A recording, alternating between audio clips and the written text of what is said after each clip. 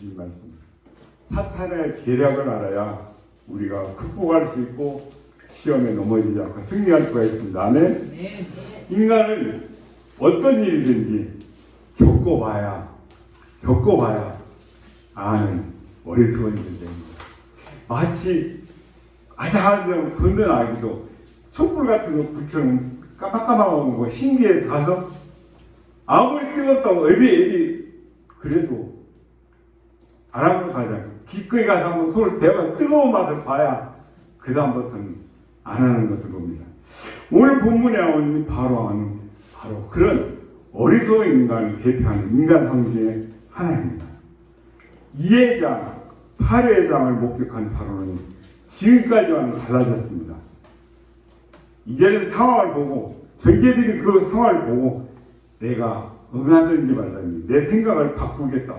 이제는 겁날 것 없다. 왜? 내 부하들도 쟤네들은 하나님이 하시는 그 일을 하는 걸 봤거든요. 그죠? 피로 강물맨들 피부가 변화가 왔는데 신하들 흉내를 내거든요. 근데 그 피로 일주일이라는 시간이 지나면 어떻게 됩니까? 강물을 썩었습니다. 그 썩은 물이 다시 생명의 물이 되게 하는 건 그들은 하지는 못합니다. 근데 거기까지 인간의 생각에 미치는 거가 짧게 그냥 눈에 보이는 것만 그렇지 내 부하들이 이 정도 능력이 있구나 안심해야 되겠다. 그게 바로의 생각입니다. 철저하게 그 입에서 나온 대답은 이제 난 여호와의 손들었다 포기한다. 그게 아니라 어떻게 하면 타협을 해서 손해를 안 보려는 그 궁리만 되고 있는 게 바로의 모습. 우리 격언의 속담에 지피지기면 백전불패라는 말이 있습니다. 적의 상황을 알고 나의 상황을 알면 전투가 됐든지 스포츠가 됐든지 싸워봐서 질 일이 없다는 것이죠. 전투를 왜 합니까? 싸워서 이겨서 정복하기 위해서 하는 거 아닙니까? 스포츠를 왜 합니까? 스포츠 정신은 건전한 정신, 건강한 정신 갖고 승패 상관없이 참석하는 데 의의가 있다. 그거는 허울된 말입니다. 그 참석하는 데 의의가 있으라 그렇게 몇십 년 동안 잠도 안 자고 피땀 나는 노력을 하겠습니까? 목표가 있지요. 목적이 있고 승리를 위해서입니다. 메달을 따기 위해서. 나를 알고 상대방을 알고 그것을 바탕으로 해서 전략을 짜야만 됩니다. 제가 이런 말씀 드리려고 하는데 우리나라에서 이 UFC라고 하나요? 종합격투 이런 거 우리나라 사람들이 정말 세상 사람 놀랄만 합니다. 그 조그만 나라에서 그것도 남북으로 갈라져서 미국의 한 주위에 반에 반도 안 되는 사는 그들이 못 사는 게 없습니다. 그죠? 방위산업체에서 만든 미제, USA 군사무기하면 세계에서 최고로 알고 그 다음 러시아 때문에 그 다음으로 알고 그 다음에 중국 뒤에 있는데 아닙니다. 아무리 첨단 무기도 명중률이 그 근처에 10m 안에 가서 떨어지는 게 60%, 70%를 안 넘는데 메이드 인 코리아는 어떻습니까? 타겟에 정중하게 때리는 게 98%입니다. 백발백중이라는 것이 도대체 저 나라는 어떻게 된 나라냐? 지금도 이번에 저쪽 유럽에서 방위산업체 전시하는 다른 나라 부스에는 사람이 없습니다. 한국 부스에는 몇 터지는데요. 들어오니 인공위성 그 모양을 딱 하고 밑에 프로펠러 달렸는데 미국에서는 이란에서 이집트나 이스라엘 드론 날아오면 몇백만 원짜리 몇십억짜리를 쏴서 떨어뜨리는데 그래도 다 감당을 못하는데 한국 때는 300만 원만 드리면 가서 자폭을 하는 거예요. 딱 아군 적군을 분별해서 도대체 이런 나라가 이런 무기였냐 5,800개를 미국에서 주문을 합니다. 그 자리에서 보고 미국이 발칵 뒤집어졌습니다. 요새 에너지 컴퓨터가 아무리 잘 돌아가고 정보를 많이 제공한다 해도 에너지 없이 못 들어간다. 그렇죠? 이 컴퓨터 지금 정보 다 띄우려고 전기선이 없으면 그냥 고철덩어리입니다. 그런데 다른 나라는 원전이 문제다. 폐기하고 한 20년 손 넘을 동안 한국은 꾸준히 하고 나오는데 자유민주주의 중에서 우리나라만큼 원전을 생산하고 짓고 만드는 나라가 없습니다. 앞으로는 에너지가 최고입니다. 우리 지금 전기 안 온다고 하면 우리 생활이 얼마나 답답할까요? 앞으로 더 하겠죠. 기름 넣고 가스 넣고 쓰는 자동차도 이제 전기장처럼 다 바뀌고 내가 운전하는 피곤해서 졸음도 잠도 못 자는데 이제는 보통만으로 오케이 딴 하면 지가 다 찾아가는 그런 자동차가 나왔을 때 에너지가 없다, 배터리가 없다. 그러면 걸어가셔야 됩니다.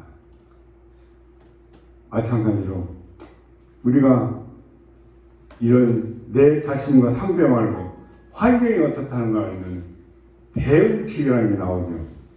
사탄이 저와 우리 가정과 우리 교회 어떻게든 간에 그 틈을 노리고 우리를 쓰러뜨리려고 한다는 그 사실을 우리가 잘 알게 되면 대처 방법이 생긴 것입니다.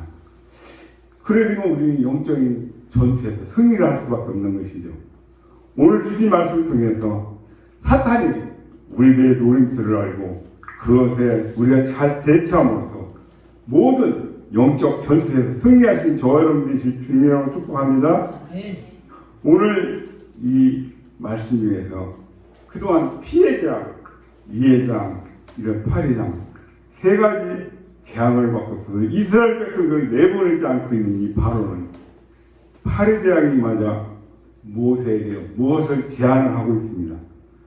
모세는 이 바로의 제안에서 어떻게 대처를 하고 있습니까? 먼저 25절 한번 읽어보겠습니다. 25절 시작. 바로가 모세와 아론을 불러 이르되 너희는 가서 이 땅에서 너희 하나님께 제사를 드리라. 어떻습니까? 너희는 가서 이 땅에서 하나님께 제사를 드려. 그러면 된 거 아니고 하나님 예배만 드리면 됐지. 근데 하나님의 뜻과 목적은 미치지 못합니다. 한 장일자입니다. 하나님이 이스라엘 백성을 부르신 이유는 뭡니까? 출애굽시키는 겁니다. 그 땅에서 나와라. 너 그 제약된 세상에 나와라.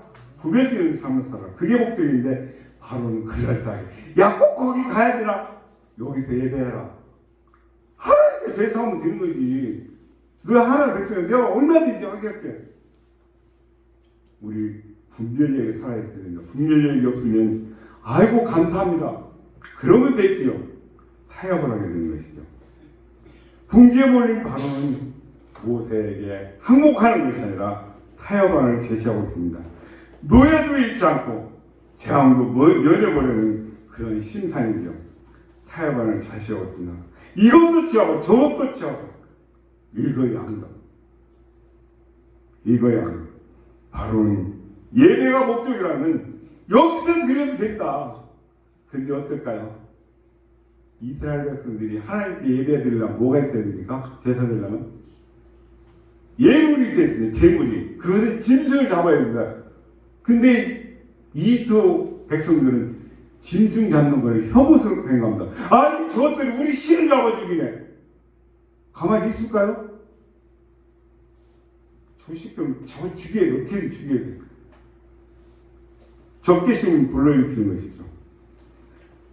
왜 바로는 이렇게 엉뚱한 제안을 했을까요? 크게 보면 두 가지 의미가 있습니다. 첫째는 모세가 말한 것처럼 이스라엘 백성이 애굽 땅에서 하나님께 제사를 드린다면 예배를 드린다면 애굽 백성들은 그들을 미워하고 핍박하게 돼 제한 적개심을 가져오게 되는 것입니다. 하나님은 그들이 애굽을 떠나는 게 목적인데 이들은 만약에 2만 명이나 되는 노예들 그 더부살을 잡다 하는 일 모든 힘든 일을 다 가져가는 사람이 싹 빠져나오면 어떻게 될까요? 이 경제는 무너지는 겁니다. 망하는 거예요. 나라가. 이것은 저와 여러분을 향한 사탄의 의도라는 것을 잘 보여주고 있습니다. 저와 여러분도 우리를 향한 이 사탄의 전략을 바로 아셔야 됩니다. 사탄은 저와 여러분이 불신자들로부터 그리고 이 세상으로부터 핍박을 당해서 우리가 섬기는 하나님에 대한 그 믿음을 포기하는 것을 바라고 있기 때문에 그렇습니다. 이 세상에서 믿음으로 해서 핍박이나 조롱을 당하는 것은 매우 견디기가 힘든 일이죠. 그러나 그럼에도 저와 여러분은 끝까지 믿음을 지켜야 할 줄을 믿습니다. 그런 상황에서 믿음을 포기하는 것은 사탄의 전략에 넘어지는 것이죠. 하나님께 명령하신 그 명령에 순종하는 삶이 아니라 애굽 땅을 떠나서 새로운 곳에 예배하기를 원하시는 그 아버지의 뜻에 정반대의 길을 가는 것입니다. 하나님의 최종 목적은 이스라엘 백성들이 탈출애굽인 것입니다. 애굽을 떠나는 것입니다. 그러나 바로의 마음속에는, 바로가 제안한 그 제안 속에는 하나님의 백성을 영원히 내보내지 않고 자신들의 노예로 삼으려는 의도가, 악의가 숨어 있는 것이죠. 이것은 저와 여러분을 향한 사탄의 의도 잘 보여주는 것입니다. 사탄은 저와 여러분이 불신자들로부터, 그리고 또 이 세상으로부터 핍박당함으로 해서 우리의 믿음을 포기하기를 원하고 있다는 것이죠.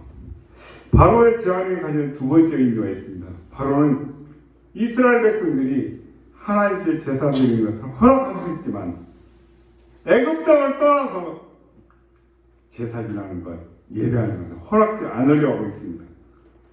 이스라엘 백성이 너희들이 사는 그곳에서 그 사는 그 모습 그대로 하나님께 제사를 드리도록 하라는 것이죠. 사탄은 저와 여러분이 교회를 다니니까 이제 허락한다. 좋아. 근데 예수님은 적당히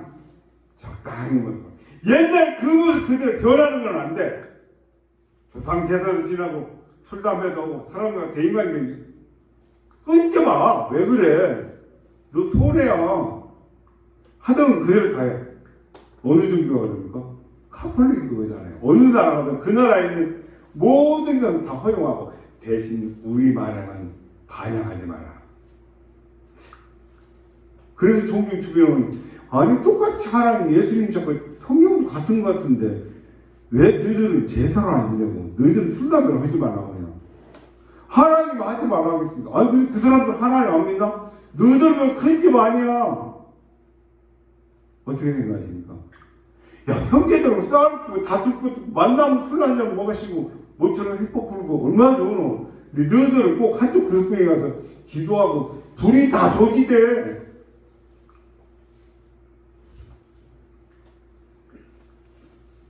우리는 그렇게 그들과 동일하게 하는 것은 우리를 향한 사탄의 계략이고 전략이라는 걸 아셔야 됩니다. 우리는 그렇게 해서는 안 되는 것입니다. 누구든지 그리스도 안에 있으면 새로운 피조물이라고 말씀하신 그 말씀처럼 우리는 주님 안에서 새로운 삶을 살게 된 새로운 존재가 된 사실을 아시기 바랍니다. 과거에 다른 모습으로 살아가야만 되는 것입니다. 아멘. 나는 죽었고 내 안에 예수님이 사셨다는 것. 하나님께서 기뻐하시는 믿음의 삶을 살아야 하는 것이 저와 여러분들이 예수님을 믿는 이유고 목적인 것입니다. 다행스럽게도 모세는 바로의 이런 제안을 단칼에 거절하고 있습니다. 우리 26절 27절을 한번 읽어보겠습니다. 시작. 모세가 이르되 그리하면 부당하나이다.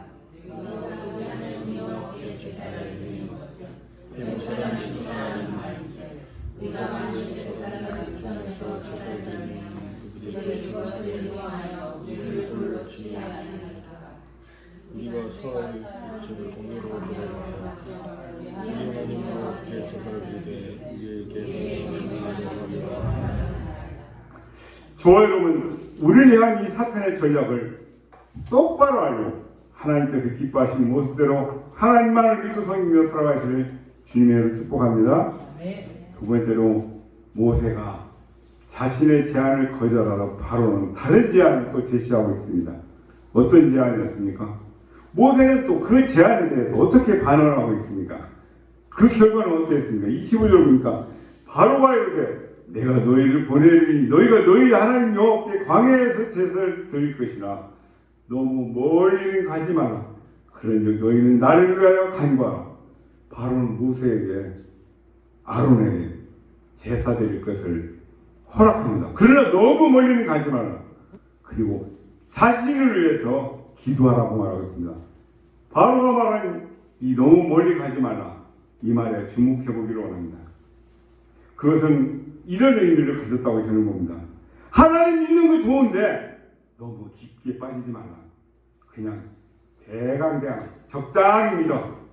이건 역시 저와 여러분에게 사탄이 주는 교활한 계략이라는 것을 아셔야 됩니다.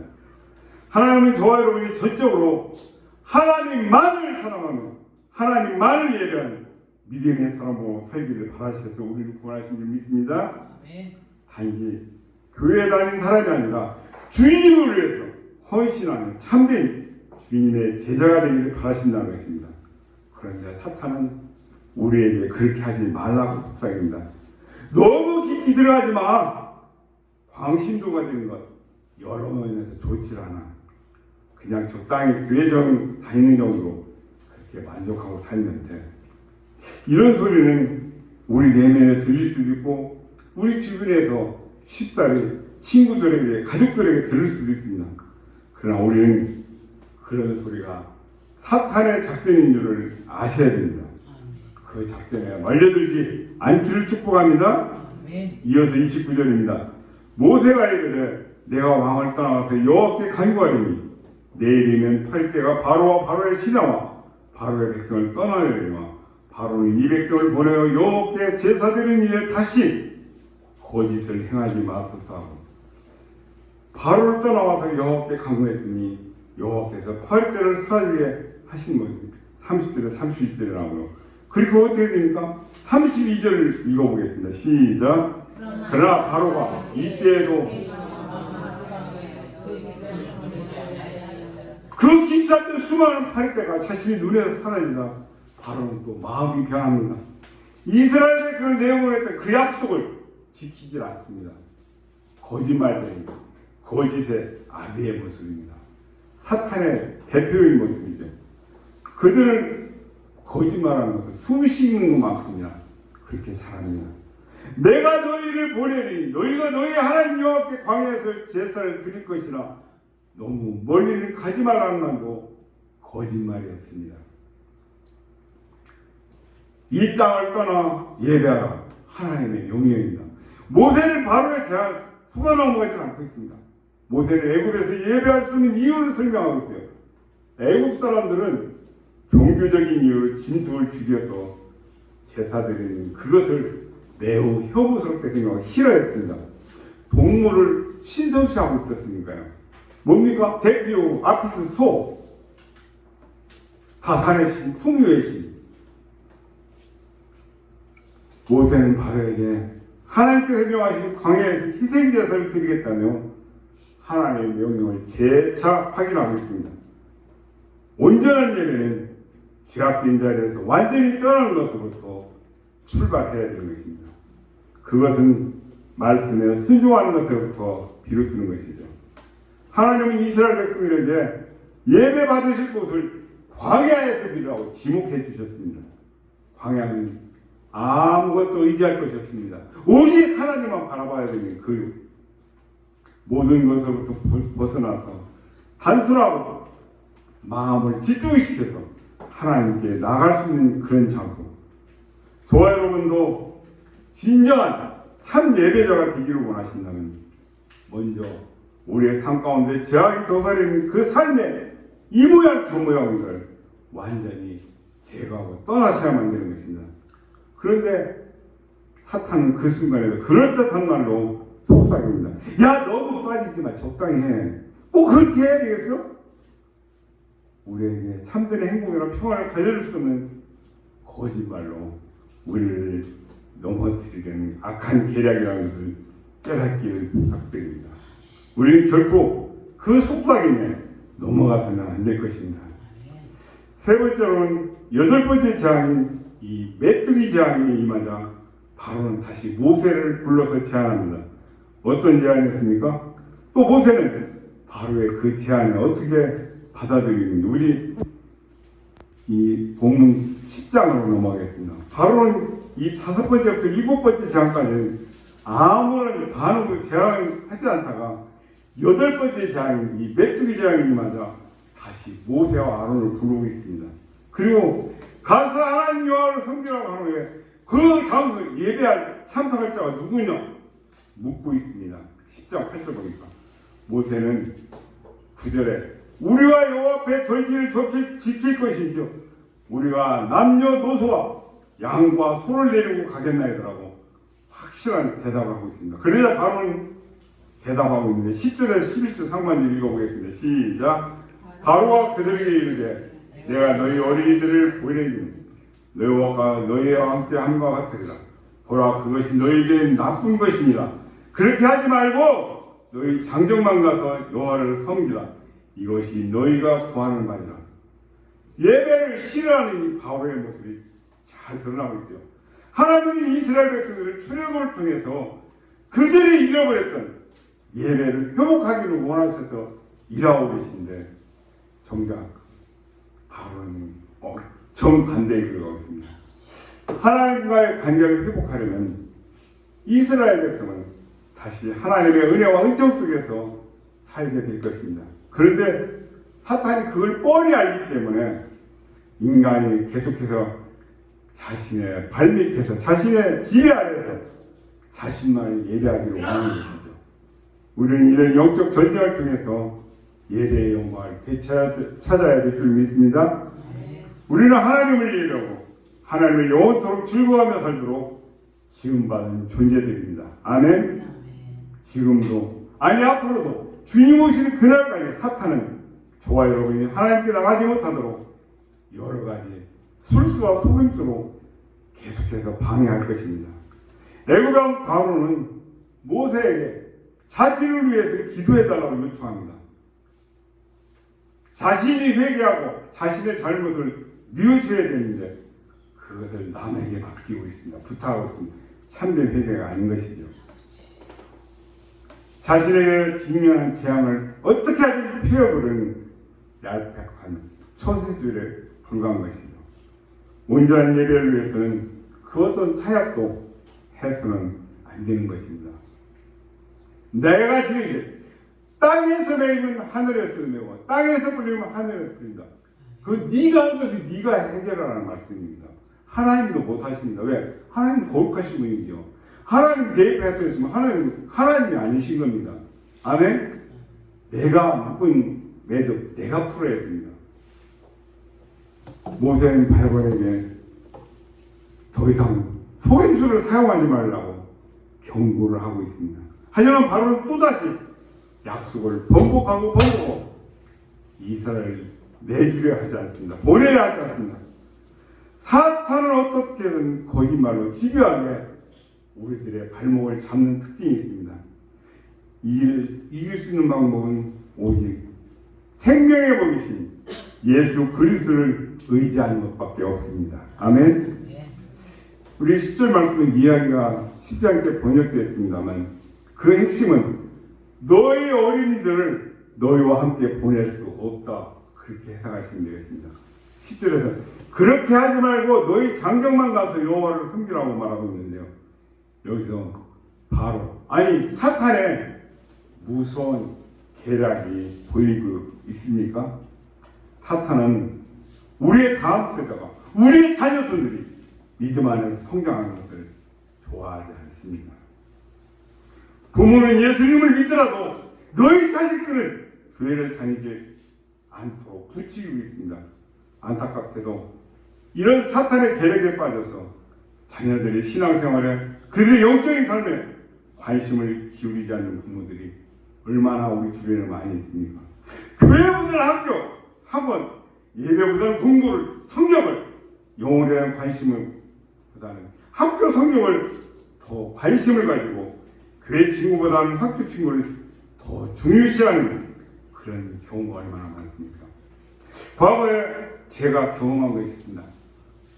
제가 기율학교 중고등부 교사 하던 시절에 목사님, 장로님 자녀들, 권사님 자녀들이 주일날 예배 드리러 와서 참석하다가 마당에서 야! 너 미성년이야. 고소하면 안 해? 야, 나 고소하면 이 시간에 가서 공부 좀 해! 그래갖고 대학 갈 수 있어? 나중에 좋은 대학 학교 그때 했습니다. 될까요? 될까요? 그러니까 다 떨어지는 겁니다. 하나님부터 성경, 하나님부터 대학. 야, 1년 동안, 2년 동안, 아니 3년 동안 안 나와도 돼. 열심히 공부해. 좋은 대학 가고 나서 그때 뺏기살고 땅땅거리고 혼자 아로치시 계급장 작대기 이등병 그 보기 적어도 바쁠 때 2개, 3개 달고 홈잡고 대학 합격한 후에 교회 잘 다니라. 말이 됩니까? 사탄의 계략이 이미 자빠진 것입니다. 결코 하나님께서 기뻐하시는 모습을 아닐 거라고 저는 단정 짓고 싶습니다. 오늘 지금 현재가 잘못됐는데 내일과 미래가 잘 될 수 있습니까? 신앙은 훈련이고 습관입니다. 모세는 바로의 제안을 받아들일 수가 없었습니다. 10절 제일 마지막에 이에 그들이 바로 앞에서 쫓겨나니라. 모세가 바로의 제안을 받아들이지 않았다는 말씀입니다. 저와 여러분도 이래야 될 줄 믿습니다. 다음 세대의 영적인 삶을 가로막을 계략에 단호하게 대응해야 될 줄 믿습니다. 학교도 중요하고 공부와 성격도 상급학교 진학도 중요하지만 그보다도 영혼보다 더 중요한 것은 없다라고 저는 생각합니다. 우리의 자녀들이 하나님 앞에서 영적으로 바르게 서도 저들의 믿음의 삶에 힘쓸 수 있게 해야 될 의무와 책임이 있습니다. 반드시 그렇게 하셔야 됩니다. 아멘? 네 번째입니다. 9번째 제안에는 마지막 제안이 포함되어 있습니다. 바로는 뭐라고 제안하고 있고 모세는 뭐라고 대응을 하고 있는지 보겠습니다. 우리 10장 24절을 보시겠습니다. 10장 24절 함께 읽어볼까요? 10장 24절 시작. 바로가 모세를 불러 이르되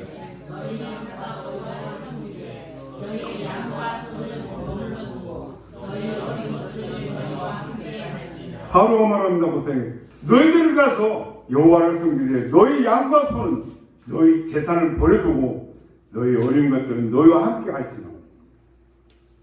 어린아이들은 데려가서 양과 소는 두고 가라. 무슨 뜻이 있겠습니까? 이스라엘 백성이 가진 소와 양들이 탐나서 이런 말을 했을까요? 결코 그렇지 않습니다. 양과 소와 같은 가축이 필요한 사람은 바로 이스라엘 백성들 뿐입니다. 그러니까 바로는 소와 양을 애국에 그대로 놔두게 함으로써 이스라엘 백성들이 그 소와 양에 대한 미련 때문에 다시 애국으로 언젠가는 돌아오게 할 수 있다는 그런 기대가 있다는 것이죠. 치밀한 사탄의 계략이 어떠한가를 잘 보여주는 장면입니다. 사탄은 우리가 이 세상 것들에 미련을 갖고 살기를 원하고 있습니다. 야, 그때 그 애국에서는 또 모이 수박, 참외, 고기. 우리가 세상 것들에 대한 미련을 어떻게든 놓지 않고 영적인 것에 온전히 매달리지 못하도록 하는 것이 사탄의 계략이라는 사실입니다. 이것에 넘어가서는 절대 안 됩니다. 우리가 세상에서 독도를 살 수는 없지만 이 세상 것들에 대한 미련의 발목이 잡혀서 주님이 원하시는 삶을 살지 못하는 것은 바로 사탄의 계략에 넘어간 것입니다. 마치 소돔을 향했던 그 미련 때문에 뒤를 돌아보지 마! 첫 번째로는 소금기둥이 되는 노새 아내처럼 우리가 그런 어리석음을 보면서는 안 되겠다는 오늘 말씀입니다. 이 세상 것들은 하나님께서 주시는 선물입니다. 우리가 누리는 것이고 선한 일을 위해서 사오는 것이 되어야만 합니다. 우리의 발목 잡는 미래거리가 되어서는 안 된다는 것이죠. 이 세상과 세상에 속한 것들에 대한 관점을 우리는 바르게 가져야만 됩니다. 하나님께서 기뻐하시는 믿음의 삶을 사시길 간절히 축복합니다. 아멘. 오늘 말씀을 통해서 이게 내 잘못했구나. 이게 바로 사탄의 계략이구나라고 깨닫게 되신 것이 있습니까? 어떤 것이 있는지 그것을 알게 됨으로써 어떠한 생각이 드십니까? 저와 여러분으로 하여금 온전히 하나님을 따르지 못하게 하는 사탄의 계략에 넘어지지 않기 위해서는 나는 어떻게 해야 될까 생각해 보시길 바랍니다. 이번 한 주 동안은 사탄의 계략을 극복할 수 있는 방법이 무엇일까? 한 3가지 정도를 나름대로 정리하시면서 적어보시길 바랍니다. 오늘 주신 이 말씀을 통해서 저와 여러분의 믿음, 가정, 교회를 위협하는 이 사탄의 계략을 알게 되었다고 저는 확신합니다. 알았으면 준비해야 됩니다. 방어를 해야만 합니다. 알면서도 외면한다든지 가볍게 여긴다면 우리는 넘어질 수밖에 없습니다. 주님께서 원하시는 대로 삶이 아니라 사탄이 원하는 삶을 그대로 살게 되는 것이죠. 그것은 돌이킬 수 없는 큰 불행을 야기하게 되는 것입니다. 부디 저와 여러분 모두 이런 사탄의 계략을 알고 잘 대처해서 믿음으로 승리하실 주님의 이름으로 축복합니다. 의로우신 아버지 하나님 감사합니다.